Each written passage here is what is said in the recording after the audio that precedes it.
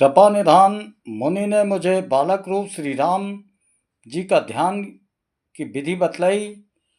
सुंदर और सुख देने वाला यह ध्यान मुझे बहुत ही अच्छा लगा। और ध्यान में आपको पहले ही सुना चुका हूँ। मुनि ने कुछ समय तक मुझको वहाँ अपने पास रखा। तब उन्होंने रामचरितमानस वर्णन किया।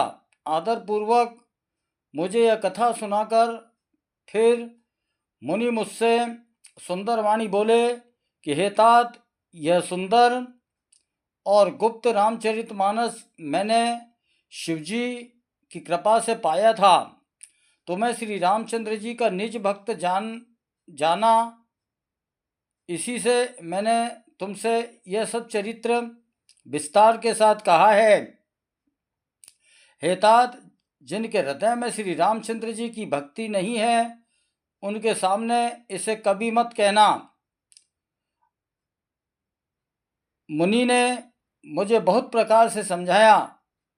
तब मैंने प्रेम के साथ मुनि के चरणों में सिर नवाया और मुनीश्वर ने अपने कर कमलों से सिर स्पर्श करके हर्षित होकर आशीर्वाद दिया कि अब मेरी कृपा से तेरे हृदय में सदा प्रगाढ़ राम भक्ति बसेगी। तुम सदा श्री रामचंद्र जी को प्रिय हो और कल्याण रूप गुणों के धाम मान रहित इच्छा अनुसार रूप धारण करने में समर्थ, इच्छा मृत्यु एवं ज्ञान और वैराग्य के भंडार हो, ऐसा आशीर्वाद दिया। इतना ही नहीं, श्री भगवान को स्मरण करते हुए तुम जिस आश्रम में निवास करोगे, वहाँ 1 योजन तक अविद्या नहीं व्यापेगी। काल कर्म गुण दोष और स्वभाव से उत्पन्न कुछ भी दुख तुमको नहीं व्यापेगा। अनेकों प्रकार के सुंदर श्री रामचंद्र जी के रहस्यमय इतिहास उन्होंने सुनाए। पुराणों में गुप्त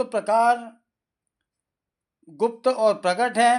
तुम उन सब को भी बिना ही परिश्रम जान जाओगे, ऐसा उन्होंने मुझे आशीर्वाद दिया और कहा कि तुम राम भक्त होगे और तुम्हें जल्दी ही राम भक्ति का ज्ञान प्राप्त होगा। तुम्हें कम समय में भगवान की